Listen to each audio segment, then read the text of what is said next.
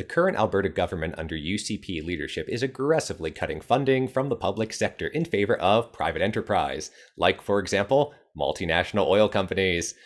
Whether or not this makes economic sense is a question for economists. For me, I'm curious about the rhetorical claims. Nurses, teachers, and many others are facing salary cuts and layoffs. Understandably, their unions are fighting for their constituents. That's what unions do. On the other hand, UCP supporters make the claim that such workers are overcompensated when compared to other Canadian provinces. Luckily, this is something we can verify or discredit simply by looking at the data. Today on Cashlack Stats, I want to know if nurses and teachers are paid more here in Alberta than elsewhere in Canada, and if so, is it Rachel Notley and the NDP's fault, or are conservatives of the present actually just fighting conservatives of the past? Let's look at the data together, shall we?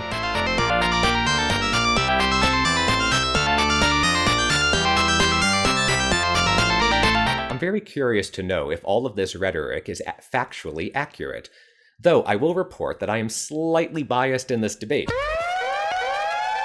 I think teachers and nurses and the like are essential members of society and should be paid a lot.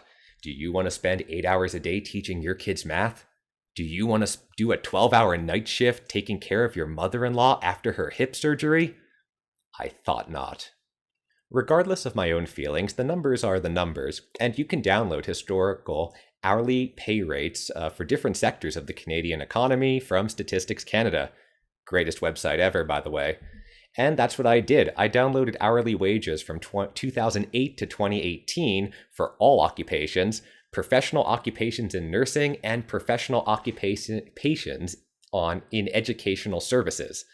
The time span starts with the housing crisis and ends right before the UCP took power in Alberta in 2019. Looking at data averaged over all of Canada, we see that every year we're making more money, on average. Hooray! Of course, this doesn't account for changes in the cost of living. To handle that, we consider the Consumer Price Index, or CPI. This is a number that roughly says how expensive is it to live at a given time point by averaging over typical monthly expenses like food and shelter, transportation, and others. The CPI varies considerably from region to region.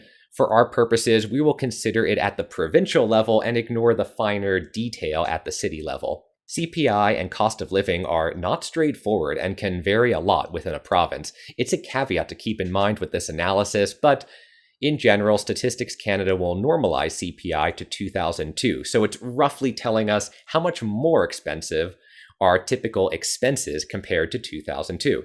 Looking across Canada, Alberta is actually the highest and BC is the lowest, with all the rest coming in between. This means that prices increased a lot more in Alberta since 2002 than in other provinces, specifically British Columbia. But we're interested in wages. First, let's look at the average hourly wages across all sectors. We can fit a linear model to determine how hourly wages change from 2008 to 2018, and if the provinces have any detectable differences after adjusting for Consumer Price Index. What we find is Alberta wins for highest average wages after corrections. Next is BC and Ontario, then Quebec, closely followed by Newfoundland and Manitoba, then Saskatchewan, and lastly, Nova Scotia and New Brunswick at the bottom, paired together. Here, these connecting lines I've drawn mean that there's no statistically significant difference between the two provinces, even if one has slightly higher wages than the other. Hence, we see on average that Albertans have the highest hourly wages across Canada. But what about nursing specifically? We can do the same analysis for nursing, and we find that Alberta shares the top spot with BC and Saskatchewan, again after adjusting for CPI. The next block is Manitoba, Ontario, Newfoundland, and New Brunswick, and coming in at the bottom, PEI, Nova Scotia, and Quebec. Hence, for nurses, Alberta shares the top spot with BC and Saskatchewan. Lastly, we can do the same for teachers. This time, it's Ontario and Newfoundland seizing the top spot, with the big block of Alberta, BC, Manitoba, Quebec, and Saskatchewan all coming in next. The Maritime provinces come in a little bit lower at the bottom. In the end, is Alberta paying nurses more than all other provinces? No. It's roughly tied for top pay with BC and Saskatchewan. And is Alberta paying teachers more than all other provinces? No. In fact, Ontario and Newfoundland pull ahead of Alberta after adjusting for cost of living. Lastly, let's look at raw hourly wages for Alberta nurses and teachers. Did the trajectory change in 2015 when Rachel Notley and those leftist NDPs swept into power? No.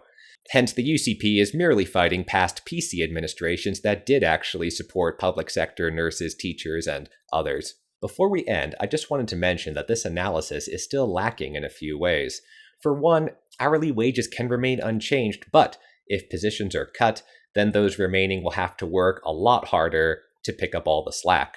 Understaffed hospitals and schools is a whole separate problem to consider. Also, we don't know why some provinces pay higher wages than others. Perhaps the current UCP administration would prefer to have Ottawa just mandate pay rates across the nation so everybody gets paid exactly the same. But besides cost of living, one has to consider that some places are just more desirable to live than others. Consider the difference in climate between, say, Victoria, BC and Fort McMurray. I would guess that governments would need to incentivize teachers and nurses to live in colder northern cities, otherwise they could be severely understaffed, and you would have to take care of all those kids and sick relatives all by yourself. See you next episode.